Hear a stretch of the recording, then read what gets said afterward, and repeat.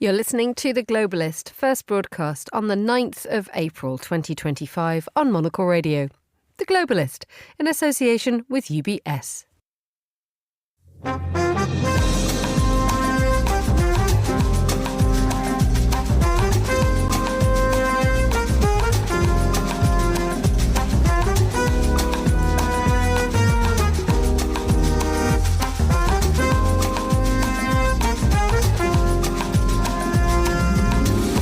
Live from London, this is The Globalist with me, Emma Nelson. A very warm welcome to today's programme. Coming up. La réalité, c'est que vous avez 2 millions de personnes qui sont enfermées. Après des mois et des mois de bombardement d'une guerre terrible, des dizaines de milliers de personnes ont perdu la vie. France's president visits Egypt, will examine the sending of a clear message that Europe hasn't forgotten Gaza. Also ahead in the next 60 minutes... I'm Andrew Muller with Monocle's team at the Delphi Economic Forum as it begins today. Whatever will an economic forum in Europe right now find to discuss? We'll hear the latest from Andrew in Delphi, where the world is working out how to recalibrate on an almost constant basis.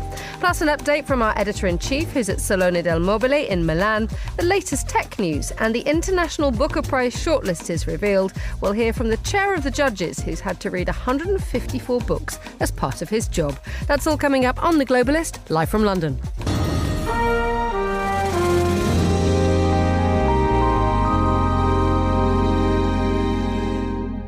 First, a look at what else is happening in today's news. The White House has confirmed that the US will impose a 104% tariff on the import of Chinese goods from today.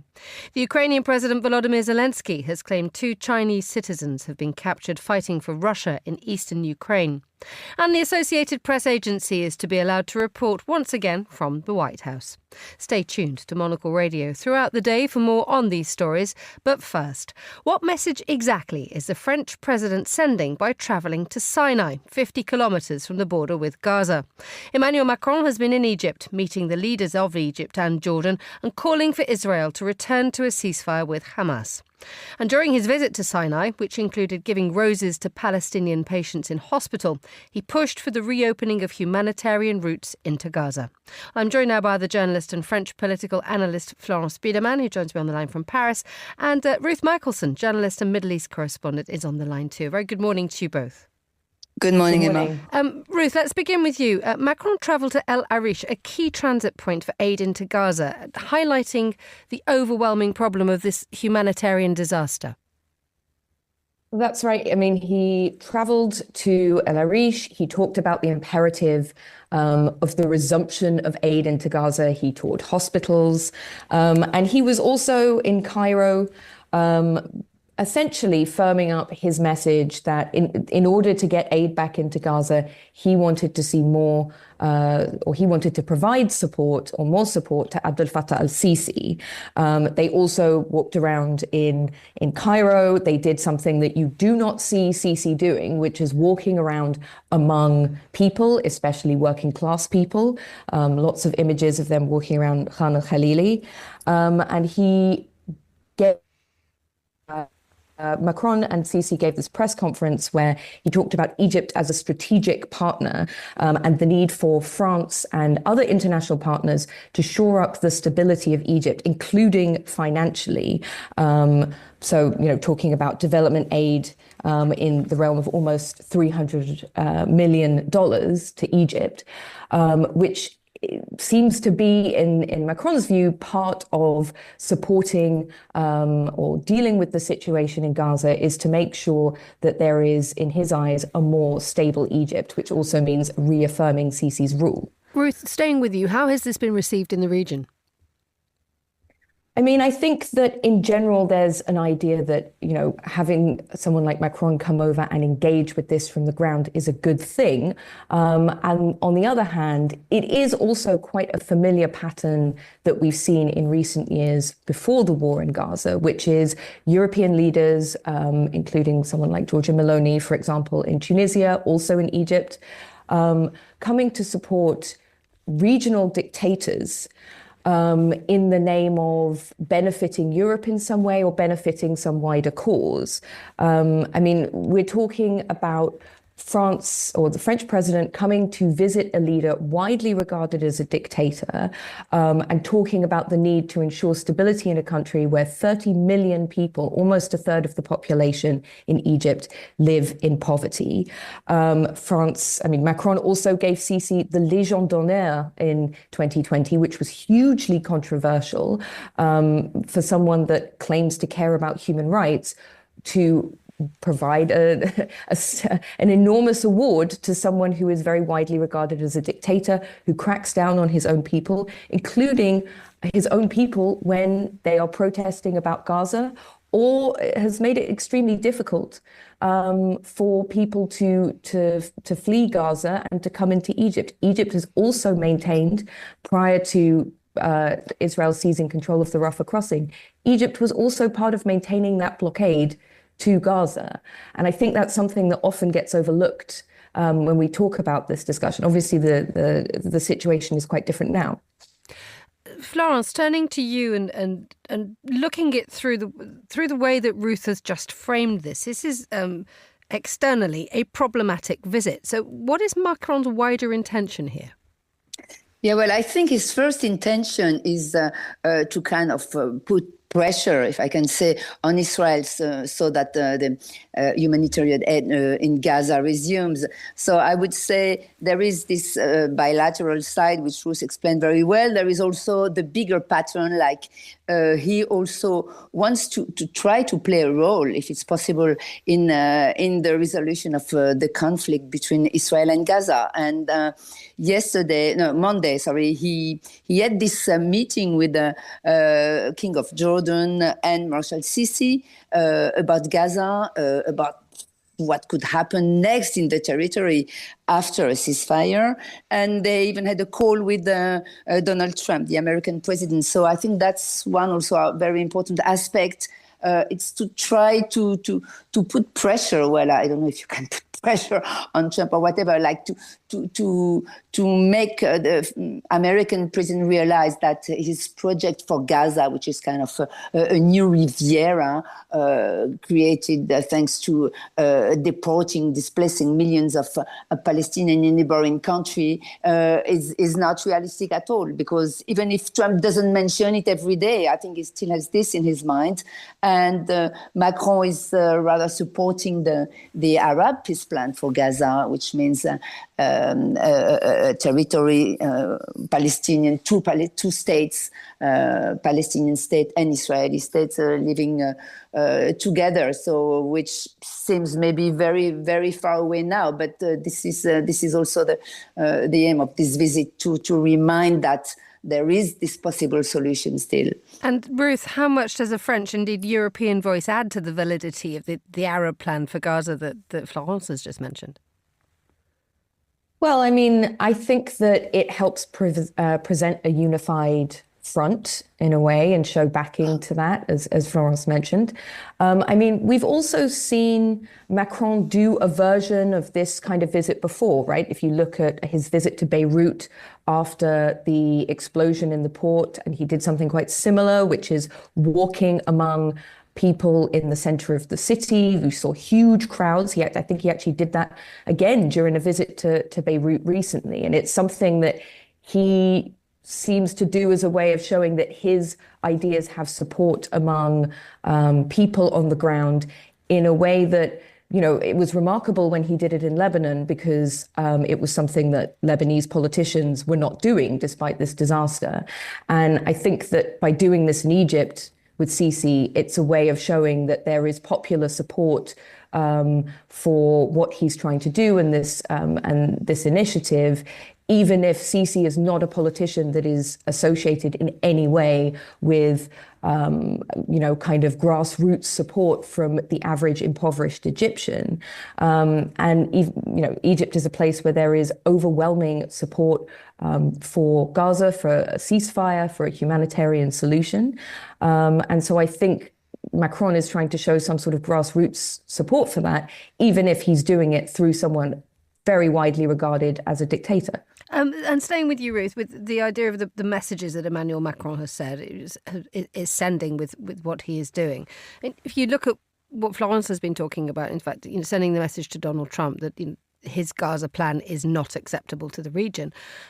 You have, however, Benjamin Netanyahu and Donald Trump in the White House earlier this week. And one wonders what Benjamin Netanyahu must think, or indeed whether he cares what Emmanuel Macron is doing. I mean, it's a good question, right? Does Benjamin Netanyahu care about this? Or is he trying to use force to simply just force the issue and feels that he has the stronger partner with the backing of Donald Trump? I mean, we've seen since the beginning of the war in Gaza, since Netanyahu and people in his government have started talking about the idea of, I mean, let's be blatant about this, ethnic cleansing, forcing millions of Palestinians out of Gaza and into the Sinai, that Egypt and Sisi personally have come out and said, this is an absolute red line for us. We will not allow this to happen. And there have been these ideas floated that with enough support, could Egypt sustain tent camps in northern Sinai?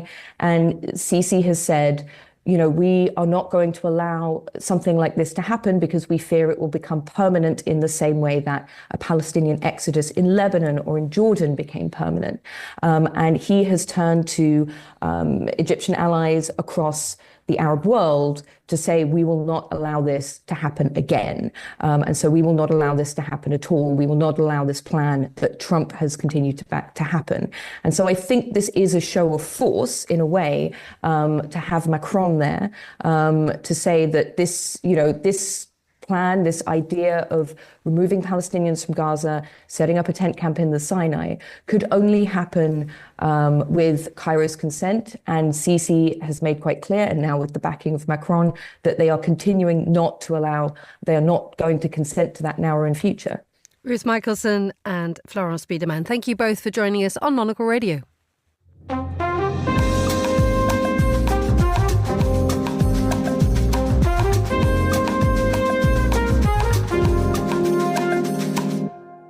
It is 9:12 in Delphi and 7:12 a.m. here in London. And we do head to Greece, where the Delphi Economic Forum begins today, bringing together global leaders, policymakers and analysts to explore geopolitical shifts, energy security, innovation, tourism, democracy and sustainability. Not easy when the world is flipping on a pin every moment. And I'm joined now by Monocle's contributing editor, host of the Foreign Desk, and the man who'll be hosting a few panels as well, Andrew Muller. A very good morning to you, Andrew. How's Delphi looking this morning?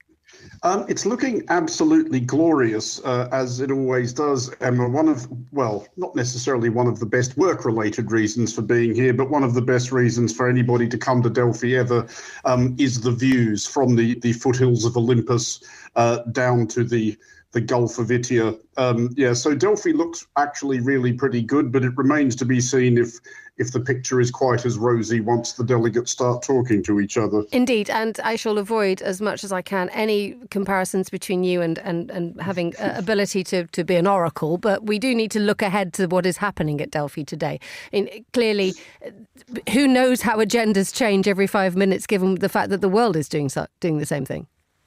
Well, indeed so. I mean, it's going to be an interesting compare and contrast exercise versus the last couple of years, because I think, honestly, last year and the year before, the President of the United States was barely mentioned. Delphi is usually, for obvious reasons, focused very much on Mediterranean issues and on Balkan issues, given that that's the neighborhood. Whereas this year, I suspect almost nobody's going to be talking about much other than the President of the United States. So, yeah, this will be, I mean, I guess this is still going to be part of a process of Europe trying to understand where it is strategically and diplomatically, if not necessarily geographically. And I guess I'm also interested to see what the difference is between this and the Munich Security Conference, which, of course, is always a bit more frantic anyway. But the one thing I can be sure about Delphi is that it's not going to start with the Vice President of the United States standing up and telling, all the European delegates that they all suck and he hates them. Does this remain a European event then? Yeah, it is mostly. I mean, it still will be very focused on European stuff, but there is no escaping at all how things have changed for Europe in, really just the last couple of months or so since Trump was sworn back in. The spectre of Russia to the east, everybody has become wearily familiar with, but now having to adjust as well to being menaced in one fashion or another from the west by the United States, which Europe has spent a century or so just assuming is the ally of last resort, and is having to discover that maybe it isn't. And speaking to the people who you will be talking to later on today and just setting things up, at what speed do people feel as if they need to be operating here, given the fact that what is happening coming out of Washington is happening hard and fast, and things are changing depending on even whether there's a prediction on whether Donald Trump is going to speak or not or change his mind? The fact is that people actually do have this chance now to sit down and have a conversation about what can be done. I am expecting to hear quite a lot of uses of the phrase, your guess is as good as mine. As you suggest, one of the big difficulties with the current situation is trying to adjust for whatever whim seizes Donald Trump, depending upon what side of bed he happens to get out of. It does seem as of this morning that he is, absolutely ride or die on tariffs for the moment at least. But as we have seen before, this time next week, this time tomorrow, well, today lunchtime, it might all be entirely different. So who are the voices that we'll be looking forward to hearing from at Delphi? Well, the forum, it's usually opened by the president of the Hellenic Republic, and that will be happening again today. The Prime Minister, Kyriakos Mitsotakis, is also attending. We are hoping to get some time with him while we're here. He's, of course, a repeat guest on the foreign desk. The President of Bulgaria is attending. There's a very heavily Greek Balkan-oriented contingent, so you get foreign ministers and defence ministers from all over the region, probably slightly fewer from Turkey for perhaps obvious reasons. But yeah, this is all going to be yet another conversation about Donald Trump, I suspect. Talk to us about a couple of the panels that you'll be moderating and what you're hoping to glean from your guests.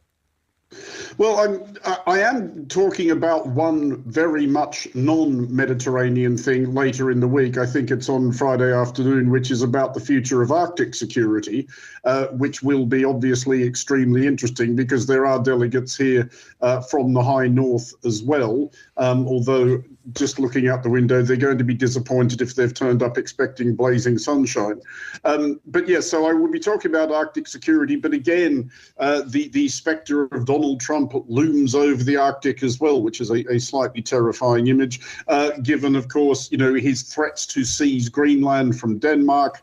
But there's the possibly more serious and more urgent considerations of what Russia wants of the Arctic. Russia thinks of itself as an Arctic nation. Russia is indeed an Arctic nation, and it remains to be seen whether they will see that as a front line upon which they can, or a front line in which they can poke holes and stage provocations as well. So, yeah, a slight change of scene from the Mediterranean. I think that's on Friday afternoon, if any delegates are listening. And tell us a little bit more about what you've just mentioned there, the fact that Russia has only been mentioned about 6 minutes into our interview, whereas in previous years, I think it might have been higher up on the agenda. Is there a sense that Russia is not being mentioned as a priority here? Because clearly it has not gone away.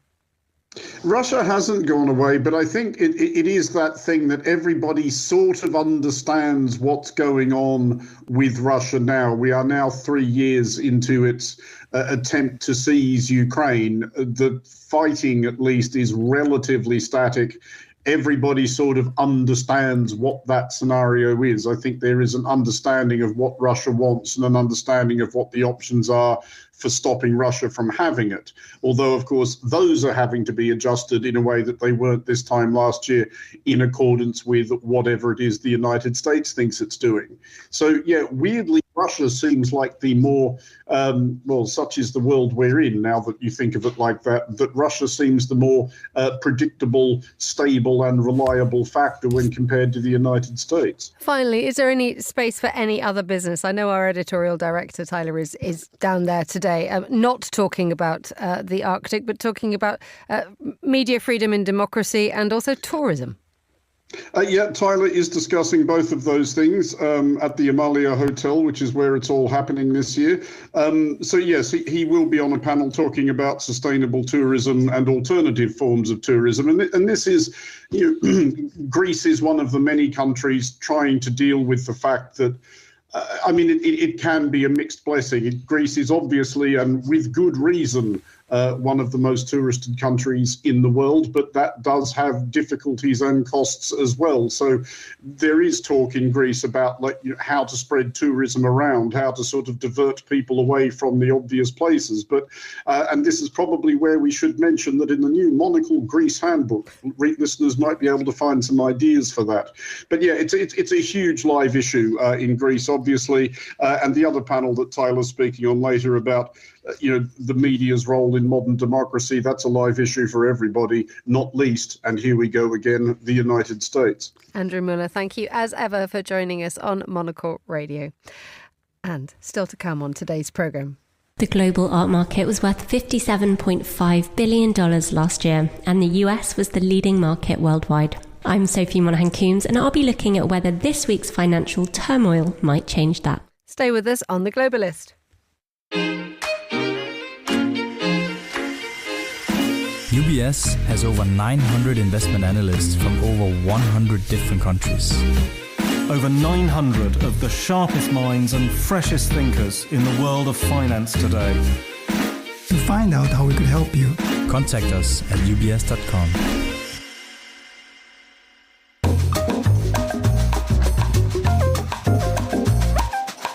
Time to have a look at today's newspapers. Joining me on the line from Nairobi is our Nairobi correspondent, Navina Kotto. Good morning, Navina. Good morning, Emma. You know what's coming. What's the weather like? I have to tell you, it was very, very rainy. It's pretty soggy, but the sun has just come out. I hope it's going to be, we'll have a couple of dry, sunny hours before it starts raining again. We're in the middle of the rainy season here. Thank you very much indeed. Let's move on to today's papers. Everybody is talking about tariffs. They are kicking in today. I am assuming that the same narrative is being played out where you are. Yes, exactly. Everyone is talking about tariffs everywhere. So let's have a look at the biggest economy in Africa, South Africa. South Africa is really bracing itself for a 30% levy on goods imported from South Africa, on top of 25% of duties on all vehicles and car parts imported to the US. I think it's important to know that a lot of cars are being exported from South Africa, manufactured and exported from South Africa to the United States. It's the country's 5th largest export sector, responsible for around 300,000 jobs. So at the moment, the South African government is trying to weigh up whether to reciprocate or whether to negotiate, like I think a lot of countries around the world. But it is a sector worth $2 billion a year, and it's going to cost the South African economy dearly if there's no agreement. And looking at the way that the papers are covering it, the conversation is focusing on the agricultural sector, given the fact that the US accounts for 4% of South Africa's agricultural exports. You can go to any supermarket anywhere normally and find citrus, wine, grapes, nuts, you name it. Now South Africa is on the hunt to do what? To try to lessen the blow of the tariffs, but with direct queuing to be negotiating with Washington, or is it trying to find new markets? Yes, I think, again, this is very much a conversation that's happening everywhere, trying to figure out whether it's possible to diversify away from the US economy and build a more kind of sustainable trade relationship with other countries. So the South African government is indeed looking to markets in the Gulf, in Saudi Arabia, in Asia, especially in China, India, and Vietnam, to see if it can ship some of these agricultural goods to those countries. Citrus, you've already mentioned. South African wine, I think most people would agree, is undervalued and has great potential. So I think these are, again, conversations that are happening as the country is trying to weigh how to move ahead with this. And I think it's also important to mention that we've just talked about South Africa, but for many African countries, they benefited from a very beneficial trade regime with the United States. A lot of the goods that were exported from countries like Uganda and other places in the region were not exposed to tariffs. This is about to change. So a lot of these countries are now exposed to to this market volatility while the entire global economy is trying to adapt to it. Let's move on to an article in the East African, which talks about the Democratic Republic of Congo. Scenes of violence for the last couple of months, but are there signs, Navina, that people are coming to the table, people are calming down, and cool heads are replacing violent hearts? Yes, look, this offensive, I don't know if it's fair to call it an offensive, but basically the fact that the M23, a rebel group in the Democratic Republic of Congo that is being supported by the neighboring country Rwanda, has taken big cities in eastern Congo and holds control over large parts of eastern Congo is very disconcerting in the region. There have been regional attempts to mediate, but now for the first time since this conflict started, or basically properly erupted in January, there are direct talks happening today in Doha. I think it's interesting because it looks like efforts by Tanzania, by Kenya, by other countries in the region to mediate were not taken seriously. Some of these countries have been accused of meddling in the region and meddling in Congo. But today, a meeting between the M23 and the Congolese government is going ahead in Doha, and the hopes are that this will put both sides of the conflict on track to some kind of peace agreement.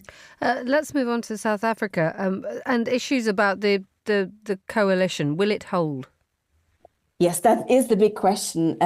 It's the first time the South African government is governed by a coalition. The biggest players in this coalition are the ANC and the Democratic Alliance, and now there is a rift over the fiscal framework that has been put forward.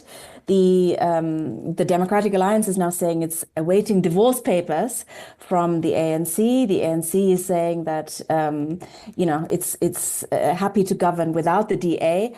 It's kind of hard to say whether this is just whether both parties are just this is just rhetoric, or whether both parties are serious about breaking this alliance that has only lasted so far. I mean, it came into fruition last year after the election. If this coalition was to fall apart, we would have a minority government. And given the economic context that we just talked about, I think it's very hard to see this minority government actually being able to do anything. Navina, finally, let's talk about lunch. And yes. There's a wonderful article in Nature, which makes 2 points. Firstly, that as globalization and development pushes ahead in Africa, the quality of people's diets is dropping. And so everybody is now being urged to adopt a traditional Tanzanian diet. Well, I love this story because it sort of feeds into what I've been observing the last couple of years that I've been living here. Nature magazine details this study that looked at the diet of the Chaga people in northern Tanzania that features ingredients like plantain, beans, and millet. And funny enough, that's also usually my lunch when I'm in Nairobi. So what the researchers have found that with its emphasis on grains, it has really high anti-inflammatory benefits, that it's much healthier than the processed diet that they switched people from the community to for 2 weeks to see what effect it would have. And the effect of switching to a Western diet was that there was a decline in health. Funny enough, I've observed the same effect when I've been in Europe. My blood work comes back worse when I'm in Berlin than it does when I'm in Nairobi.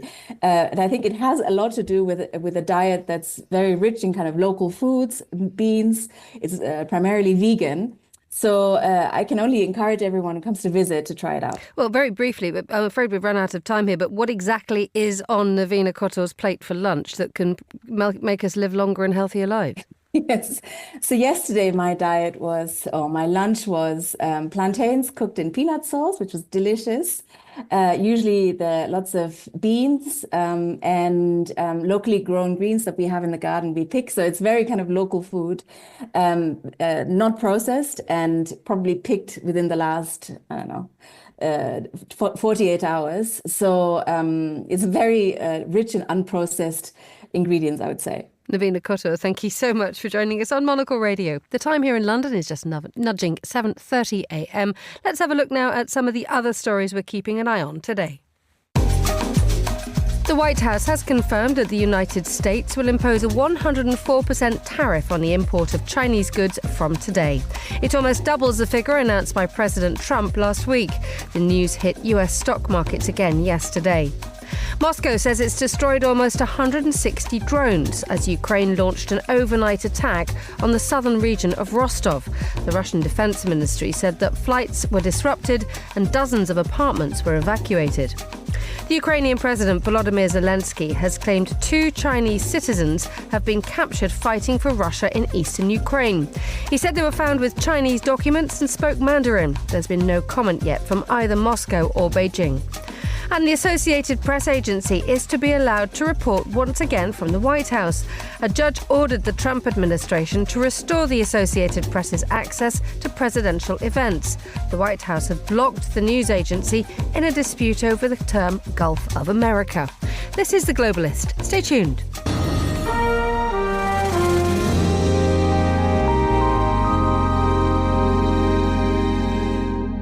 Time now to look at another story we're following here at Monocle. Here's Sophie Monaghan-Coombs on how the art world is reacting to the rest of the market's turmoil because of Donald Trump's tariffs. The annual Art Basel and UBS Art Market Report documents the ups and downs of the past year's trade in art and antiquities. The latest edition, released yesterday, reveals that business was worth $57.5 billion in 2024. Although this was around 12% less than the year before, as part of an ongoing downward trend since the pandemic, that's a fair number of Basquiats and Monets changing hands between some well-heeled collectors. The US holds on to its position as the leading market worldwide, with 43% of global sales by value. The release of the report was inadvertently timed with the havoc caused by Donald Trump in the global markets. But Art Basel CEO Nora Horowitz tells Monocle that it's too early to predict the ramifications of this week's turmoil. I think we need to wait, hold our breath and see how that all shakes out, he says.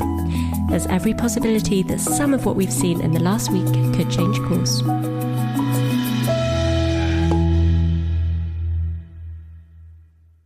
Sophie Monaghan-Coombs there. For more from Monocle's editors and correspondents, sign up for our free daily newsletter, The Monocle Minute, at monocle.com/minute.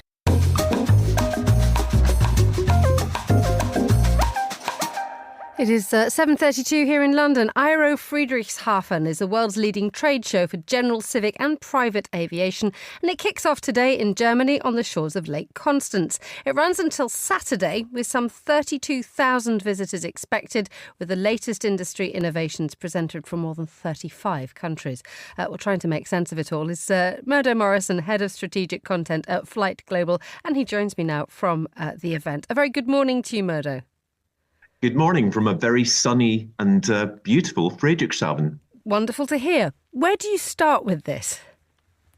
Well, it is very hard to start anywhere at Friedrichshafen because this is such a big show.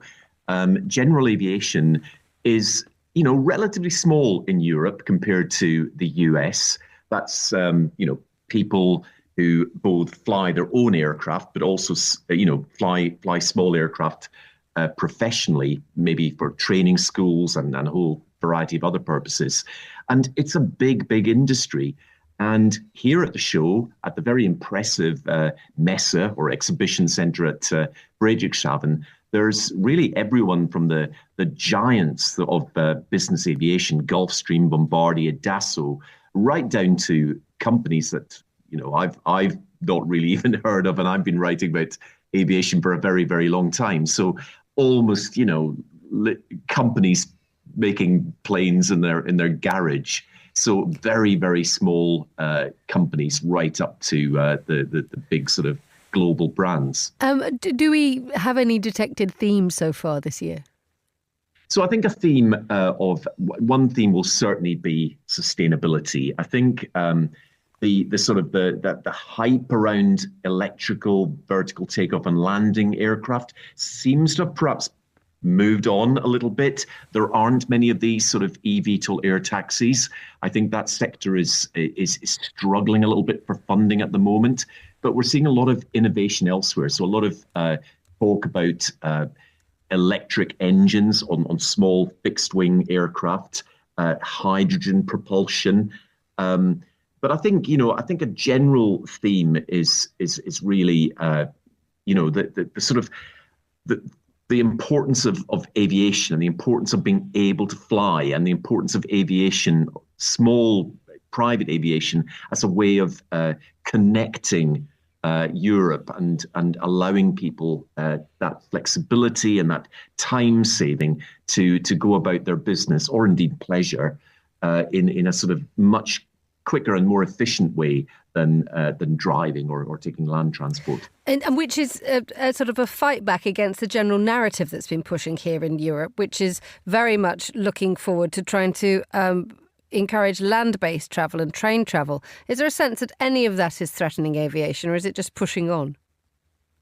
Yeah, it's interesting. The objectors seem to be very much focused on the larger end of business aviation, on the airlines, but almost sort of unseen or below the radar. There's, if that's not the wrong phrase to use, there's a whole sort of sector of small planes flying often from small airfields to small airfields, and that's the great thing about general aviation. You don't have to use Heathrow, you don't have to use Frankfurt, Schiphol. You can go into small airfields. You can be in and out in minutes.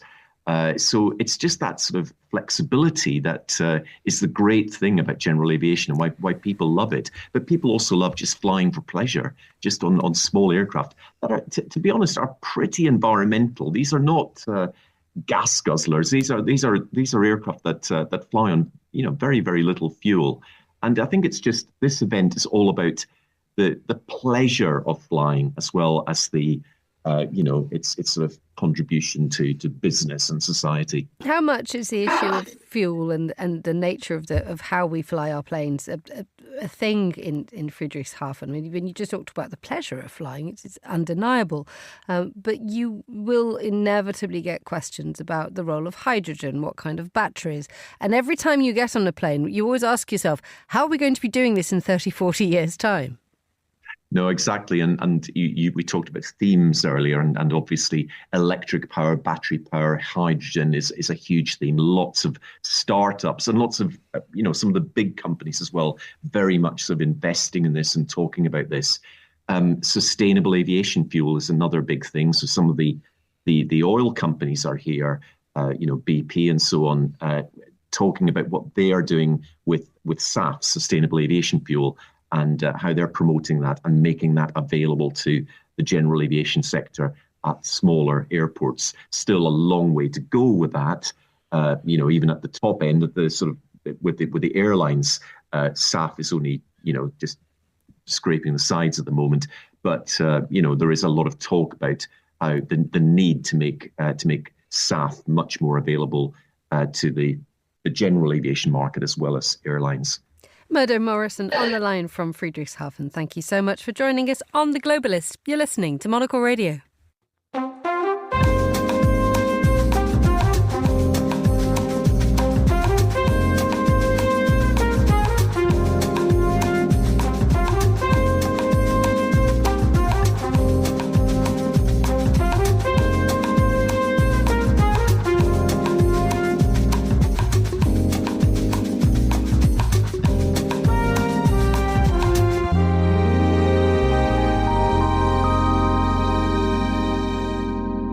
8:39 in Milan. We stay in Europe because we head to Milan for Salone del Mobile. It opened its doors yesterday, the great international furniture and design fair. From sleek showrooms to sun-drenched courtyards, it is a perennial celebration of all things good design, sharp tailoring for the home, and the enduring Italian knack for making everyday living something rather gorgeous. Well, Monocle team is on the ground all week. It's a sizable team. I am delighted to say that I'm joined now by Monocle's editor-in-chief, Andrew Tuck. A very good morning to you, Andrew. Good morning to you. How are you? I'm very well, thank you, but it sounds like you're in a place of pure adventure. Well, it is. First of all, let's not dislodge this from all of the other big topics. You know, the furniture world, especially many of these big luxury furniture producers, they're shipping around the world, so that they have some concerns this week as well. But actually, there is a moment here, and I think people are just savouring everybody being in one city who's connected to this industry.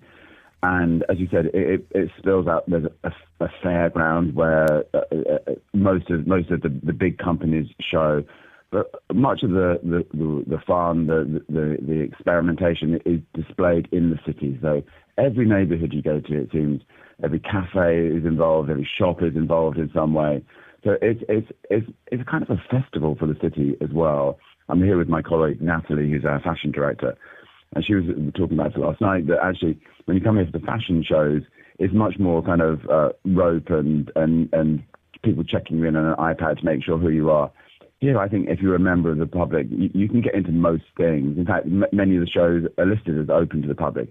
There's a slightly swifter queue if you're VIP or press, but they are kind of making this an event for the whole city as well. And how does that change things? Because, you know, Monocle travels around the world going to events which you know, involve design, urbanism, the good things that make quality of life so important. But when you have a whole city pitching in, do you get a different sense of what people's priorities are? What do you learn that's different? Look, it is extraordinary because, you know, I was thinking last night that maybe you come here because you're particularly interested in one sector, or that you have friends who are doing one event. But you can walk from showroom to showroom and have very different conversations and meet different people. I only arrived yesterday morning, but, you know, what was also interesting for me was I went around quite a lot of the day with Natalie in the afternoon. Every single fashion brand is here. Every car company is here. All sorts of food and beverage brands are trying to edge around this event and also try and get their conversation started. But at its best, what's interesting is that you go to see a company show its wares, and there are people putting huge efforts. You know, we're talking theatrical experiences, we're talking immersive experiences, to try and make people think again about how they want to live and how we make our homes, and also the materials we use and what it means for the environment. So it's just great. I always come here, and after a few hours you think, okay, this is an amazing industry full of really talented people. What were your highlights from yesterday in terms of what you saw? Okay. Did we rattle around? So your Jensen, the Danish brand, has a new creative director who's called Paula Gervais, and a really wonderful woman, and she has taken over this silver brand, and she's trying to reposition it so that it goes back to being really beautiful craft, handmade product, but she wants it to be every day. She doesn't want people to have silver in their cabinets. So they've opened a cafe here, a little Danish cafe, but they're doing a kind of gelateria there as well. So the little paper cups that you'd normally get with one of those little pink silver plastic spoons, they're all made from silver. And so we went last night and we just had ice cream out of these beautiful cups. We caught up with her, and she's so excited. She's fresh in the job, and this is a brand that talks to an older generation perhaps more easily. But the place was packed with young people coming to see what she was doing with that brand. So that's remaking a proper luxury heritage brand for Denmark. But then, as I was saying, we went to quite a few events where there was a performance in essence. Laura Piano, who make these very high-end, beautiful fabrics. They're in the interior as well. And they teamed up with Dimore Italiano, this other brand who made product. But they're taking over a theatre. You go in the theatre in the dark, and you go in groups. And then for 4 minutes, a story is told as various parts of the theatre light up and little sounds play. There's a mysterious phone call. And for 4 minutes, they transform this theatre into a kind of set.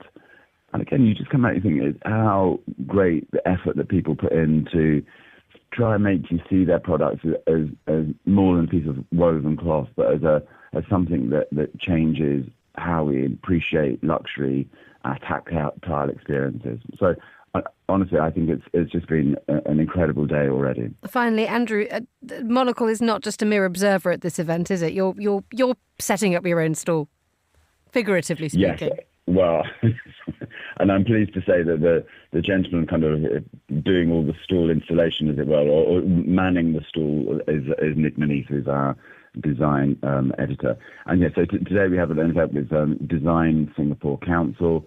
There's going to be radio live shows at 3 o'clock, 4 o'clock, 5 and 6, hosted by Nick. And then there's a cocktail and event afterwards. So great for us to be partnering with them and looking at how, again, design is not just about product, but how you use design as soft power. And that's something that I think lots of people could think about and focus on as we head into this week. Andrew Tuck in Milan, thank you so much for joining us on The Globalist.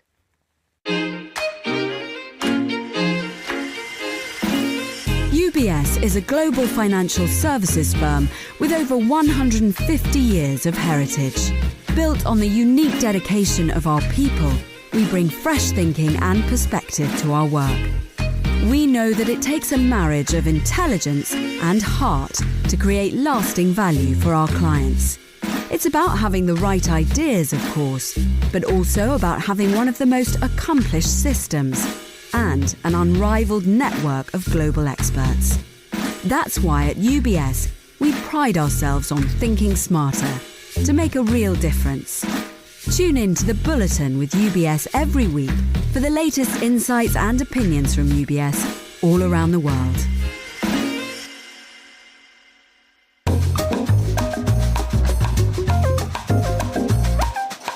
Time to talk tech news. David Phelan is Monocle's technology correspondent and joins me once again. Welcome back, David. How are things? Thank you. Very good, thank you. Better than tariffs? Yes, anything is better than tariffs. OK. We have to talk about tariffs, though, and have to talk about Apple and tariffs. It is, we know, the great giants of American tech are now beginning to sort of, do we dare ask whether they're falling out with Donald Trump? Well, yes, it's interesting, isn't it? And the iPhone has become quite totemic in these discussions because obviously it's a very big product for Apple. Apple's a very big product company worldwide, and certainly despite everything CEO Tim Cook has done to keep in with Donald Trump, he hasn't been able to win any exemptions as he had previously been able to do for Apple. And the problem is that could mean that the price of the iPhone could go up hugely. Currently, if you want the top-of-the-range iPhone 16 Pro Max, it's $1,599. That could go to $2,300. If they start building them in the States, which would mean building factories and training staff and so on, so it won't happen immediately, but that, some people think, could push the price up to $3,500. Which is what Donald Trump wants. He wants things like the iPhone to be home-built. But as it stands at the moment, Apple has obviously done what everybody else has done, which has sourced its labour and indeed its items, the components of phones from different parts in the world. And this is, you can't escape the tariffs, can you? No, exactly. I think what is happening is Apple is probably behind the scenes scrambling to move production from the highest tariff places, China, to slightly lower ones. India, Vietnam, they make a lot of products there, but they will make more there. And there's talk of them moving things to Brazil where tariffs are lower. But in recent days, apparently it's been a shopping frenzy in the States with people trying to buy iPhones before the price might go up. Let's move on to happier news. Estonia and bicycles. Yes. This is a lovely story. Tell us more. Ampler is a very, very nice brand of e-bike. And one of the things I really like about this brand is that they just look like regular bikes because they hide the batteries in the tube. So nobody knows that you've got assistance as you glide effortlessly away. Exactly. They're really good bikes. And they've just introduced two new ones, the Ampler Nova and Nova Pro, which have an interesting thing. The charging mechanism for e-bikes is cumbersome and difficult. This is the first one that charges with a USB-C cable, the same as you would use for your iPhone. And you need more electricity going in than you would for an iPhone. And it's doing really well. And this means that you don't have to buy a separate charger. It's better if you've got quite a powerful one, like for your Mac. But you can if you want. So this reduces electronic waste. And it also is working very well. The Nova has just been announced and the first batch has already sold out. And the market for this is anybody who wants a beautiful, elegant and rather multitasking e-bike? Yes, I think the thing about e-bikes is they not only are they not cheating, they encourage you, because if you've got a bit of a hill that puts you off, that makes you think, I just can't cycle today, actually that doesn't put you off. So people with e-bikes, there are studies that show people get on their bikes more. Thank you for that. You always bring a thing in. And you've brought a small but important thing. So small that when I left the house today, I had to search all my pockets twice to see if I'd actually put it in. That immediately has made me think, what is the usefulness of this product? Because I will have lost it within 10 minutes. Yes, OK. It comes with a little carrier bag. That might help when you have it. It's called the Airfly. This is the Airfly Pro 2. If you have AirPods or any other kind of wireless earbuds, there's a problem when you get on a plane. You can't connect to the in-flight entertainment. And this is a solution. You can see it's got a 3.5mm regular headphone jack. That plugs into the in-flight entertainment. And then you connect wirelessly by Bluetooth to the Airfly Pro 2 from your headphones. So it means that your wireless headphones can connect suddenly to the in-flight entertainment. Why haven't we thought of this before? Yes, well, this is the Airfly have, and this is their second version. This is now improved with volume buttons, and also it pairs with two pairs of headphones. So if you're sitting and you're watching, say, something on your iPad with your significant other next to you in the next seat, you can both watch the same movie. Is there a prospect of decent sabotage as well, that you can override what your partner's listening to? Yes, and there's always that, yes. Good. I'm delighted to hear it. David Phelan, thank you so much for joining me in the studio. You're listening to The Globalist.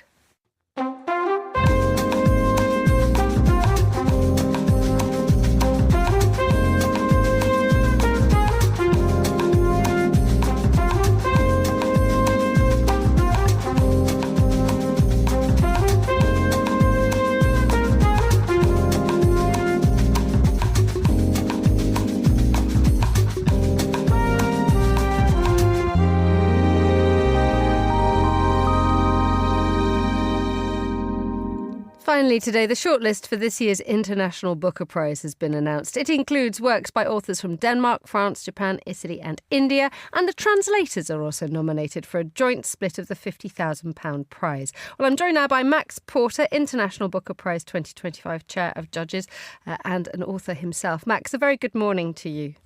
Morning, Emma. How are you? Very well, thank you. And probably with more rested eyes than you. You had to go through 154 books to whittle them down to 6. What was that like?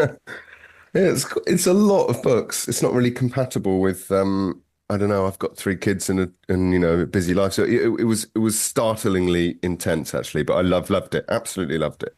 Totally revelatory experience. Indeed, and one can wonder how you whittle things down. That once we had a long list published last month, but now you're down to your 6. I mean, what was that like, trying to sort of get down to the final few? Yeah, I mean, this is the hard bit notionally, but actually I think it gets a lot easier because now you're rereading books and you're not flying through them, kind of asking questions of them. You're actually enjoying them and savouring their sentences and thinking, how does this translation work and how is this book working on me at rereading level? And I love rereading. I think it's a really interesting thing to do anyway. So it was extremely good. And there's 5 of us, so it's really collegiate. We're sort of exchanging opinions and worldviews and specialisms. So yeah, it's been gorgeous this stage. I've really enjoyed it. It sounds like the most wonderful book club. Exactly that. It's a book club with no sort of rules, I suppose. I mean, obviously we have to find a winner, but you can't be wrong. And what's really amazing is that you realize that taste is such a fascinating thing. You know, we like profoundly disagree on what a book is doing to us. So simple questions of, you know, is it good or bad, are out of the window months ago. And we're talking about, you know, musicality and rhythm and what I don't know about the movement of one language into another. And yeah, it is like a book club, but without the white wine. Oh, what a shame. Briefly, go through the you know, the nominations that we have. I mentioned that we have Denmark, France, Japan, Italy and India. These are clearly books that come from very, very different places. Yeah, I mean, we've got 2 French books, but they're very, very different, profoundly different. The Italian book is not an Italian book in any way you'd know. It's set about young millennials in Berlin. The Indian book is extremely unusual because it's translated from the Kannada, which is, you know, a language that millions of people in this world speak, but you would very rarely find it translated into English. The Danish book, again, is actually set in France. And the Japanese book, the Kawakami, is set thousands of years into the future. So this is not even normal translated literature speaking of an, you know, kind of the cliche of the armchair traveller getting to read about another culture. This is a kind of interpollution and exchange and strange deepening of the exchange. When you read a translated book, do you ever get the sense that you actually have grasped its soul, or are you inevitably going to only ever feel its bones? I do feel that you can grasp a book's soul, but I would say, and you know, translator friends will probably scream at me for saying this, I think what you're grasping is the soul of a new and different book, which has, you know, the difference between that soul and the book's original soul is the thing that interests me personally. But yeah, I don't think you've necessarily read Anna Karenina unless you've read it in Russian. But what you have read is an incredibly interesting attempt to rebuild Anna Karenina in English. I mean, it's really nice that you'd ask about these books' souls, because they all have quite distinctive souls, and they all have souls that speak to the kind of slightly troubled contemporary soul. So that's what I think you're getting is a mirror into which you can look at your the questions you're asking of your body or your faith or your politics or your socioeconomic, you know, arsenal. And the book asks relatively difficult questions about that back at you, and some of them will relate to the language and the culture the book has come from, and some of them will be your own or English specific ones. And the length of the books. I am a big fan of a short book because I have a terrible attention span, and 4 of these books are under 200 pages long. Is this symptomatic of us having a shorter attention span, or are writers' styles and you know, becoming more pithy and more compact?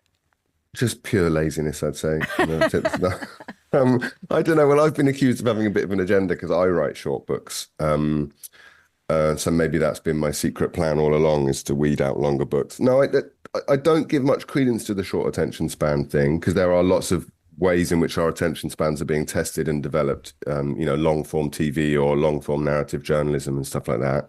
And a lot of good, big, long books being published. I think it is more that these books are intense. They pack a punch. They are designed to shock and discombobulate and seduce you. And actually, that probably wouldn't work over a really long page count. They have to be short. And in fact, like with a couple of them, Perfection, the Latronico book about the millennials, and the Anne Sarah book, a very intense book about a lifelong friendship, they have to be short because they're almost kind of essayistic in their detail and in their intensity. So I think each of these books does what it's trying to do using the length really, really effectively, I think. Max Porter, thank you so much for joining us on Monocle Radio. And that's all the time we have for today's programme. The warmest of thanks to all my guests and to our producers, Laura Kramer and Carlotta Rebello. Our researcher was Francesca Gilks and our studio manager was Flynn Simons. After the headlines, more music on the way. The Briefing is live at midday here in London. The Globalist is back at the same time tomorrow. But for now, from me, Emma Nelson, goodbye. Thank you very much for listening.